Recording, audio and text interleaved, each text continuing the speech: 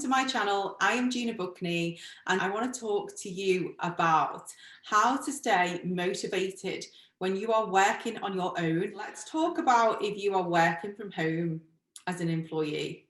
How do you keep your spirits up? Or maybe you're a freelancer and you're working for someone.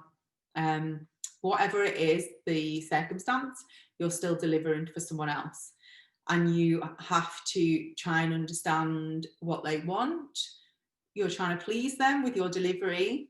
Maybe there are times when that's not happened lately. And what I just said about the leaders, where they'll be firing emails, like that can be difficult to take sometimes. Like when you're getting like negative feedback, constructive as we'll call it, because that's what we should call it. We need to look at feedback as constructive. If we look at it as negative, then what you're going to automatically do is feel down on yourself.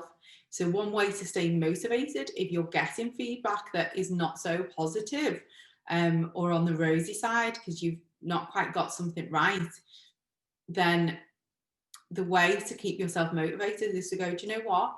I'll take that as constructive feedback and I'm going to do better next time. And I'm going to understand my boss a bit more, because don't get me wrong, there are times when bosses, leaders, managers, they can change their mind. Like things change direction, and it's about how we adapt then as well to what their needs are, because nothing remains the same. Things change. We've seen that in society today.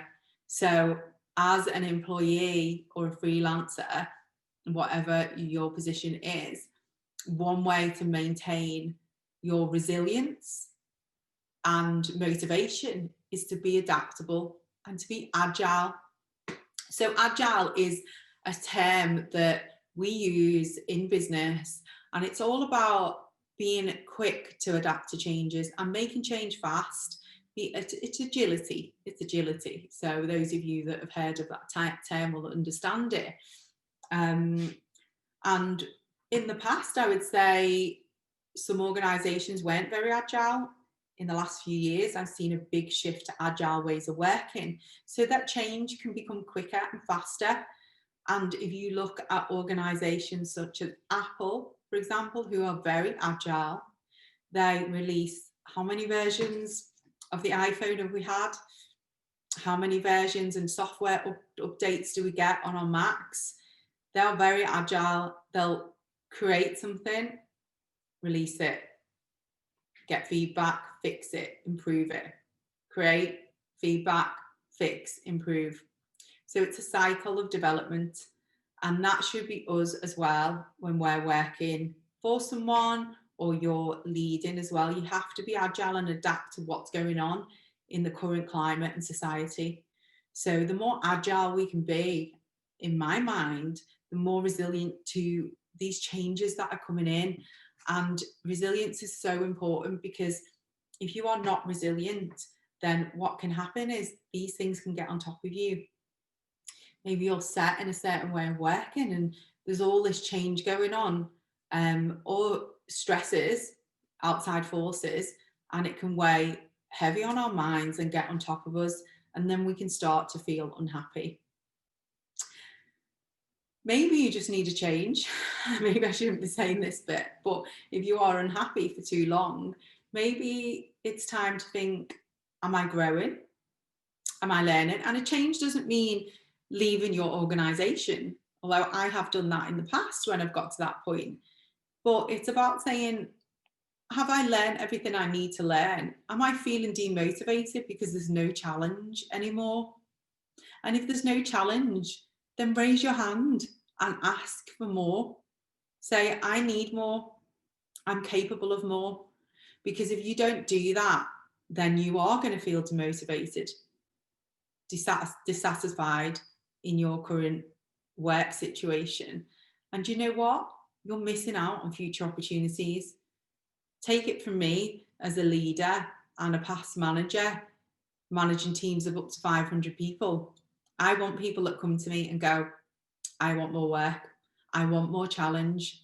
I want those people that are hungry for it, who really want to demonstrate that they can deliver, and they're there for me. And I know that might sound selfish, but as a leader, and you've got a lot on your plate, there is a lot you're juggling in terms of financials, other seniors that you have to report to, deadlines, targets for some of these corporations. This is publicly, these dates are target driven and communicated to the public. So they have to hit those dates. So there's a huge amount of pressure. When they are announced to the public, that's when the shareholders. So you've got the shareholders, you'd risk losing those shareholders, your stock's going to deplete. So that cannot happen. So as a leader, there is huge, huge pressure on a leader's shoulders to spin all of these plates and keep the business moving in the right direction, whilst motivating staff as well and keeping the team together. So as a leader, what you want to look for is people who are going to rise up and are going to go, I can take more work, I can do this. And you really want that in your team. People with a can-do attitude, people who are there, who show up every day, and literally they just are with you. And that's what you want as a leader. But also as a leader, you have to foster that spirit. So if you're coming back to, if you're feeling demotivated, you have to look at why. Maybe you've not got enough on your plate. Maybe the challenge is not enough. Maybe the reward is not enough. And, whatever the case, you've got to have the conversation. So motivation, again, if you're working from home for the individual, then take a break. And I say this a lot. If you are that person that is asking for more work and you are there with the team remotely, not physically, but you are really driving things forward. And I guess there's so many people doing this at the minute because workforces have depleted. They've got smaller, so there's a lot more riding on fewer individual shoulders to keep the show on the road. But you do it because you are passionate about your job, or maybe that job is valuable to you. You've got your reasons. So you have to hold on to those reasons. Think about your reason why to help you remain motivated.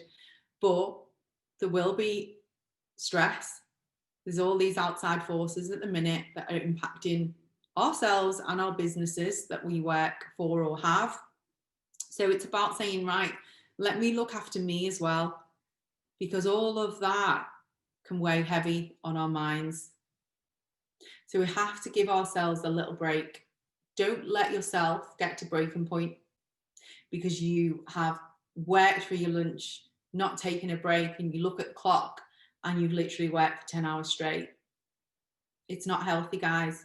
I know. And if any of you watch my other videos, you will understand why and where I got to. And I'm a big advocate, a champion of meditation and mindfulness. And I've done it for over a decade. But when I was at my busiest, I didn't do it. And I didn't take those breaks, that little bit of time for me.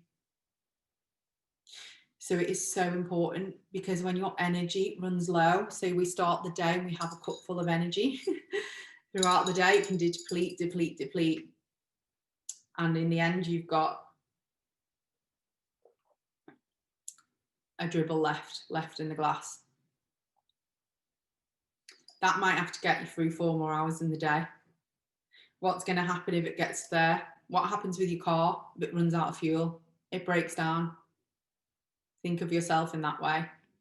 You've got to top yourself up in terms of your fuel, petrol, diesel, whatever it is, glass of water, energy. Take your time to go and top up your energy. And that might not take a long time, 10 minutes a day. So how can we do that? Well, personally, for me, I take my dog for a walk. That is just getting me away from the desk, out in nature, fresh air, works wonders. For those of you that haven't got a pet, it may be that you've got children, that you just go out with them or play with them, whatever it may be. It may be eating, like who doesn't love eating? My favourite pastime, let's not get that wrong. but eating mindfully. So not eating while you're at the side of your desk. Like, go and have your lunch break. You are allowed it. Just because everyone else in the office works through the lunch, let's not make it a habit for everyone, because these habits can spread like wildfire in an organization. So you be the one that says, no, I'm taking my break because I need it for me. And that's okay for you to do that. And any manager or leader should not look down on that. And if you're a manager or a leader watching now, please do take this into consideration. Yes, things may be busy. Yes, you might be under pressure. But if you don't allow a break, then your people will break. And there are proven studies on this. And if you look at some of the world's leading organizations like Microsoft, Nike, Goldman Sachs, they are all onto the fact that people need some respite. And they champion programs, MBSR programs, which is mindfulness-based stress programs in the organization, to help give their employees some respite, some headspace.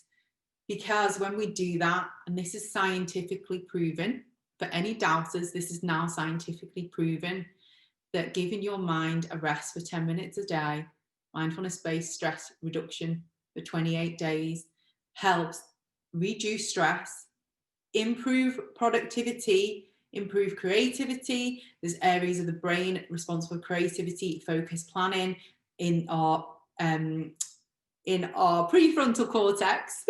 I need to go and meditate.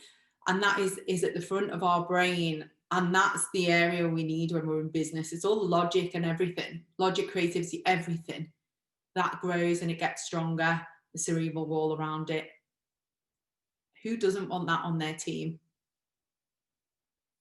There's an area in the midbrain. I've done a full video on this for anyone who wants more information, but there's an area in the midbrain called the amygdala, which is our fear. We hold our stress, past pain, all this sort of stuff. And through mindfulness-based stress reduction, that reduces. It stops us stressing and worrying, and it allows us to concentrate on the task at hand.